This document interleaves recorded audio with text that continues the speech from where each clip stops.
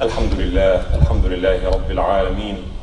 الحمد لله حمدا كثيرا طيبا مباركا فيه كما يحب ربنا ويرضى. يا ربي لك الحمد كما ينبغي لجلال وجهك وعظيم سلطانك، وأشهد أن لا إله إلا الله وحده لا شريك له، وأشهد أن محمدا عبده ورسوله وصفيه من خلقه وخليله، بلغ الرسالة وأدى الأمانة ونصح الأمة وكشف الله به الغمة وجاهد في سبيل ربه حتى أتاه اليقين. اللهم اجزه عنا وعن والدينا وعن الإسلام والمسلمين خير ما جازيت به نبيا عن قومه ورسولا عن أمته. اللهم احينا على سنته وتوفنا على ملته وأوردنا حوضه واسقنا من يده الشريفة شربة هنيئة لا نظمأ بعدها أبدا. ثم أما بعد, my dear respected brothers and sisters, may Allah subhanahu wa ta'ala accept our siyam, our qiyam, and our sadaqat and our ibadah in this blessed month. I think it's appropriate now to talk about preparation for the last 10 days of Ramadan. We all know it is one of the confirmed sunnah of the Prophet ﷺ to practice i'tikaf in the last 10 days and nights of Ramadan. In fact, Imam Bukhari said that in the last year of his life ﷺ, he did i'tikaf for 20 days. And the ulama also said that the main purpose of this particular i'tikaf is to seek Laylat-al-Qadr. One of the manifestations of the great blessings and generosity and mercy of Allah subhanahu wa ta'ala, who granted this ummah, whose age is between 60 and 70, as the Prophet sallallahu alaihi wasallam said, Allah granted this ummah one night, one blessed night, that is better than 1,000 months. It's a great gift from Allah subhanahu wa ta'ala. The wise people should always seek this night and should not miss it at all. Aisha radiallahu anha narrated hadith in Bukhari that when the last 10 days approached, he sallallahu alayhi wa sallam would spend most of his night praying. أحيا ليله وأيقظ أهله. He would awaken his family, and he would tie his mizar. And mizar is the towel that covers the lower part. And that's an expression used then, meaning that he stays away from his wives, sallallahu alayhi wa sallam. He is totally focused on al-ibadah in these 10 nights of Ramadan. In other narration, Aisha radiallahu anha said that إِذَا كَانَ رَمَضَانَ قَامَ وَنَامَ sallallahu alayhi wa sallam. When Ramadan comes, he would pray and he would sleep. But when the last 10 nights come, شَدَّ الْمِئْزَرِ وَأَحْيَا لَيْلَهُ. When the last 10 days in particular come, then he would sallallahu alayhi wa sallam pray most of the night. He does not sleep, even for a short nap. وَشَدَّ الْمِئْزَرِ.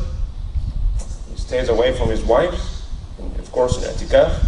And she added in this narration, وَاغْتَسَلَ بَيْنَ الْأَذَانَيْنِ وَجَعَلَ فُطُورَهُ سُحُورًا. This also gives us an extra details about what he sallallahu alaihi wasallam used to do in the last 10 days. She says, and then he would make ghusl between the two adhans. And the two adhans here refer to Maghrib and Isha. He would take a shower, sallallahu alaihi wasallam. وَجَعَلَ فُطُورَهُ سَحُورًا. What does this mean? It means that he delays his iftar until the suhoor time comes. Does not eat, and some ulama say maybe he ate 1 or 3 dates, that's it, and then his iftar is delayed until the suhoor. And some actually said also that he does not eat anything and he delays his iftar until his suhoor. And this is a specific kind of fasting he sallallahu alaihi wasallam used to practice, called Siyamul Wisal. Al-Wisal means that continuous fasting, that he does not break his fasting at all for days. No suhoor and no iftar. Fasting day and night. And his companions tried to imitate him, sallallahu alayhi wa sallam, follow this tradition. And he said that, don't do that. He said, but Ya Rasulullah, you do it. We want to do it as well. And he said, إِنَّنِي لَسْتُ كَمِثْلِكُمْ. I'm not like you. إِنَّمَا أَبِيتُ عِنْدَ رَبِّي. I spend the night with Allah subhanahu wa ta'ala, and He feeds me and gives me a drink. Don't do that. I can do it, but you cannot do that. That's a very high level of spirituality that does not really pay any attention to any of the pleasure of this dunya. But she said in this hadith, Aisha radiallahu anha, that he used to take shower between Maghrib and Isha, and he delays his iftar until his sahur. And some ulama actually said this kind of practice of wisal is okay. I mean, if someone decided to delay his iftar until his sahur, if he can do that or she can do that. But if this would weaken you, so it's better not to do it. But this is how he sallallahu alaihi wasallam prepares himself. Imam al-Tabari, the Imam of the Mufassirin and the great historian, he said that وَكَانُوا يَسْتَحِبُّونَ أَنْ يَغْتَسِلُوا كُلَّ لَيْلَةٍ وَيَتَطَيَّبُوا. The Sahaba or Salaf al-Salih radiallahu anhum, they used to like to take shower after Maghrib, and they apply perfume, preparing themselves to stand before Allah subhanahu wa ta'ala and seek the great blessings and mercy that comes and descend on these nights, and especially on Laylat-al-Qadr. Hadith also in Sahih al-Tirmidhi, Aisha radiallahu anha asked the Prophet sallallahu alayhi wa sallam, Ya Rasulullah, if I realize Laylat-al-Qadr, and we can talk about this also, how can we realize that? We debate always whether it's 27th, 25th, 29th.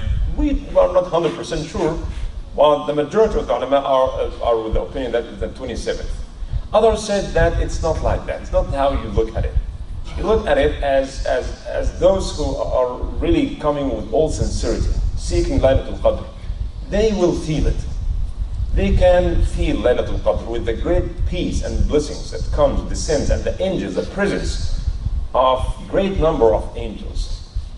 Those whose heart are pure and clean, they will feel it. So Aisha said, if I realize Laylat-al-Qadr, with whatever sign, I know some talk about the signs of Laylat-al-Qadr, how to know it, and stuff like this. But from practical perspective, that's it's kind of very difficult to realize. Sometimes they say that the weather is not very cold and not very warm, but that cannot be the case in all places. Maybe in Mecca and Medina, but in Alaska and Michigan in the winter, it always be cold. So anyways, but they said that it's not about these external signs, it's internal. The people with great spirituality, they can realize this Laylat-al-Qadr. What should I say if I realize Laylat-al-Qadr? Teach me a dua. I should say, if I realize Laylat-al-Qadr. And here Rasulullah sallallahu alaihi wasallam teaches her to say, Allahumma innaka afuun tuhibbul afwa fa'afu anna. Other narration, Allahumma innaka afuun kareemun tuhibbul afwa fa'afu anna. And it's very interesting. Imam Ibn Rajab talked about this, and he said that here is someone who's praying the whole month, qiyam, and fasting the whole month, and making ijtihad and making ibadah, and he's asking Allah subhanahu wa ta'ala for al-afu, forgiveness. And that's the greatest thing that we can ask for, to ask Allah subhanahu wa ta'ala al-afu, forgiveness. 50 years of sins are all forgiven, all at once. 30 years or 40 years of full of mistakes, shortcomings, sins are forgiven in one night. So the ultimate goal should be seeking Allah's pleasure and Allah's afu. Imagine if someone is convicted with 25 years in prison, and all of a sudden he got this pardon. That's a great blessing. He or she cannot ask for anything other than forgiveness. All charges are dropped. You are free to go. That is what we are asking for. We are asking Allah subhanahu wa ta'ala to pardon us, to forgive us, so that we don't have to spend any time in the hellfire, even 1 hour, 1 minute in the hellfire. Allahumma innaka afuun tuhibbul afwa fa'afu anna. And because Allah subhanahu wa ta'ala is afu, He loves to forgive. Allahumma innaka afuun tuhibbul afwa. And some said because He likes to give afu, He allows even His beloved ones to commit some sins, to make some mistakes. We all know some prophets even made mistakes. Adam alayhi salam made a mistake and he repented. Dawood alayhi salam made a mistake and he repented. Musa alayhi salam made a mistake and repented. Because Allah loves to give afu. And in the other hadith that if you don't sin, if you don't make mistakes, Allah would have replaced you with another people who would sin and ask for forgiveness, then He would forgive them. Because He loves to forgive, subhanahu wa ta'ala. For all perfect, or for all sinless, then He will not show afu because we make no sins. But He subhanahu wa ta'ala understands and He knows subhanahu wa ta'ala that we sin. We are so weak. We are imperfect. And He loves to hear us begging for forgiveness, and He promised that He will forgive. So here Rasulullah sallallahu alaihi wasallam teaches Aisha alayha as-salam radiallahu anha, and He teaches all of us. That should be your concern. I understand every one of us has his own concerns. There's nothing wrong of asking Allah subhanahu wa ta'ala of the good of this life and the good of the life after, but the ultimate, if you have one dua, if you are told that you have one dua will be answered, what would this dua be? Imagine if an angel came to you and says, Laylat-al-Qadr, make one dua, it will be accepted. You know, the wise people are not going to ask for a better job or for a bigger house or a new car or any of these things. What would you ask for? We need to prioritize our du'as. And here, what we understand from this hadith, that Rasulullah sallallahu alaihi wasallam give her this one dua, ask Allah subhanahu wa ta'ala for forgiveness. Surah Al-Qadr, if we read Surah Al-Qadr, Inna anzalnahu fi Laylat-al-Qadr. 13 words, perhaps referring to the number of the days of Ramadan, right? And Laylat-al-Qadr, the word Laylat-al-Qadr is mentioned 3 times. And each one of them has 9 letters. Laylat-al-Qadr, right? If you count, 9 letters. Repeat it 3 times, that makes 27. So that's why some ulama said it is the 27th. Right? And Salamun Hiya, the word Hiya, Hatta, Salamun Hiya Hatta Matla, the word Hiya is number 27, if you count. So this also gives some external evidence to those who believe that it is the 27th. But Rasulullah sallallahu alaihi wasallam used to make i'tikaf in the whole 10 days and nights, because he does not want to miss this night. I always give this example. Imagine if someone told you, I'll give you $1 million if you prayed in Laylat-al-Qadr. And we don't know which night it is. Now the wise people want really to get this prize. They are going to pray the whole night. You don't want to miss Laylat-al-Qadr, to miss this prize. So that's why Rasulullah sallallahu alaihi wasallam used to prepare himself spiritually and even physically by taking a shower, apply perfume, forget about all other dunya things, and just focus on getting closer to Allah subhanahu wa ta'ala, because the blessing of this Laylat-al-Qadr is not only answering dua or showering us with peace and blessings, but also, as some ulama said, that what Allah subhanahu wa ta'ala gives in this night is what He may give in 1,000 months, more than 80 years. So the people of Al-Irfan, Ma'rifat Allah subhanahu wa ta'ala, they receive sometimes certain messages, special guidance, things that cannot be said, as Imam Ghazali said, that they cannot explain it. And that's why one of the very famous Sufi statement is, Man dhaqa araf. Those who taste, they understand. You cannot understand unless you taste it, unless you experience it. So some of these gifts and special messages that come to the awliya of Allah subhanahu wa ta'ala are given to them in these nights. تنزل الملائكة والروح فيها بإذن ربهم من كل أمر سلام هي حتى مطلع الفجر. تنزل الملائكة, not تنزل. تنزل means they descend, but تنزل, as العلماء اللغة said, that زيادة المبنى تفيد زيادة المعنى. There's an extra letter. تنزل, تشديد, means that they descend with massive number. والروح فيها, الروح, Jibreel alayhi السلام himself comes down with them. And they say salam to the believers. They see them standing, praying to Allah subhanahu wa ta'ala, crying, begging for forgiveness and for guidance, and begging Allah subhanahu wa ta'ala for Jannah. And they come and stand and look at them, and they say salam, salamun alaykum. The same angels will say to them, as Allah said, when they enter Jannah, salamun alaykum bima sabartum, peace be with you. as you were very patient in dunya. Salamun alaykum bima sabartum fa ni'ma uqbad dar. So they will say salam to them in this dunya. And when they see them in the life after, they will realize them. And they will tell them, Salamun alaykum bima sabartum fa ni'ma uqbad dar. We ask Allah subhanahu wa ta'ala to make us among those who really stand and pray, and those whose dua is accepted. We ask Allah subhanahu wa ta'ala to make us among the su'ada, the happy and fortunate people who stand before Allah subhanahu wa ta'ala in Laylat-al-Qadr. And may Allah subhanahu wa ta'ala purifies our heart to realize this night. And may Allah subhanahu wa ta'ala gives us the courage and wisdom and tawfiq so that we can worship Allah subhanahu wa ta'ala in this blessed night. أقول قولي هذا وأستغفر الله لي ولكم فاستغفروه.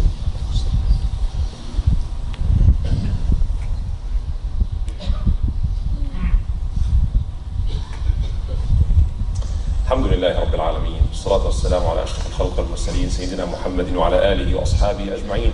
إن الله وملائكته يصلون على النبي يا أيها الذين آمنوا صلوا عليه وسلموا تسليما. اللهم صل على محمد وعلى آل محمد كما صليت على إبراهيم وعلى آل إبراهيم، وبارك على محمد وعلى آل محمد كما باركت على إبراهيم وعلى آل إبراهيم في العالمين إنك حميد مجيد. ثم أما بعد, my dear respected brothers and sisters, before I end, I just want to remind you of the fundraising dinner tomorrow, inshallah. And this is the expansion, particularly expansion fundraising dinner. I know this expansion took a big halt, and now it's time to keep going with this project. And I know there was some controversy around this expansion thing and some disagreements, but this is behind us now. And this project will, inshallah, and should be done as soon as possible. It all depends on the money that comes to finish this project.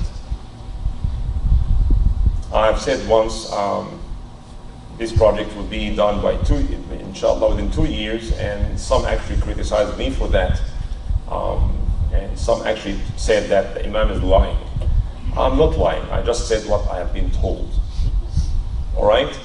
But it makes a lot of sense. If we really want this to be done next year, let's put our hands together and get it done. If we are concerned about the project and when it's going to be done, then we should participate. If we are not concerned, then we should not ask when it will be done. If someone in the community here has $3-4 million and want to give it all at once, inshallah next year perhaps, less than 2 years we'll have this project done.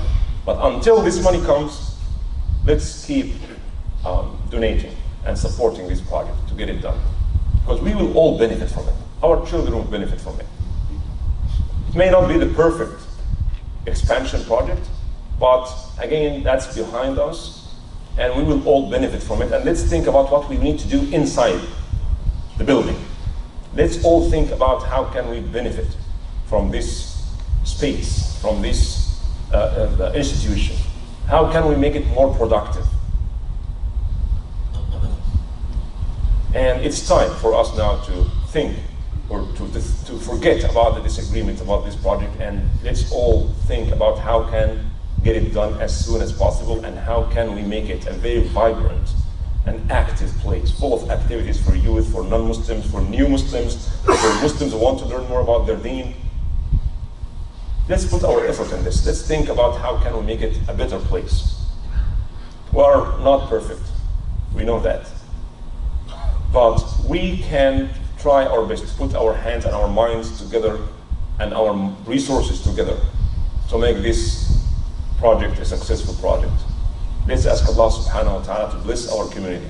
And may Allah subhanahu wa ta'ala guide the leadership of this organization to do what pleases Allah subhanahu wa ta'ala and what's good for this community, for the future of Islam in this country. May Allah subhanahu wa ta'ala unite our hearts. And may Allah subhanahu wa ta'ala, as He gathered us here in this blessed day of Jumma, to gather us all in Jannat al-Na'im. اللهم إنا نسألك الهدى والتقى والعفاف والغنى. اللهم إنا نسألك رزقا طيبا وعملا متقبلا. اللهم إنا نسألك من الخير كله عاجله وآجله ما علمنا منه وما لم نعلم، ونعوذ بك من الشر كله عاجله وآجله ما علمنا منه وما لم نعلم. اللهم إنا نسألك من كل خير سألك منه عبدك ونبيك محمد صلى الله عليه وسلم، ونعوذ بك من كل شر استعاذك منه عبدك ونبيك محمد صلى الله عليه وسلم. اللهم إنا نسألك الفردوس الأعلى من الجنة من غير سابقة عذاب ولا مناقشة حساب يا رب العالمين. اللهم اشف مرضانا ومرضى المسلمين، وارحم موتانا وموتى المسلمين، وانصر الإسلام وأعز المسلمين. اللهم اجعل خير أعمالنا خواتمها، وخير أيامنا وأسعدها يوم نلقاك وأنت راض عنا يا رب العالمين. اللهم بلغنا ليلة القدر، اللهم بلغنا ليلة القدر، اللهم بلغنا ليلة القدر، واجعلنا فيها من الفائزين السعداء يا رب العالمين. اللهم تقبل منا صيامنا وقيامنا وصالح أعمالنا. اللهم اجعلنا من الذين يستمعون القول فيتبعون أحسنه، أولئك الذين هداهم الله وأولئك هم أولو الألباب. وصلى اللهم على سيدنا محمد وعلى آله وأصحابه أجمعين.